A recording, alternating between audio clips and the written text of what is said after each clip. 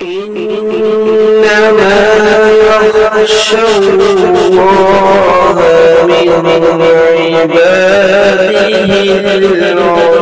السلام علیکم ورحمۃ اللہ وبرکاتہ۔ شریعت کا ایک مسئلہ یہ ذہن نشین رکھنا چاہیے کہ قرآن کریم کی قسم کھانے سے شریعت اسلامیہ میں منع کیا گیا ہے، لیکن اگر کسی نے قسم کے الفاظ کہتے ہوئے قرآن مجید کی قسم کھا لی تو قسم ہو جاتی ہے۔ اگر کسی جائز یا بہتر کام کی قسم کھائی ہے تو اسے پورا کرنا چاہیے۔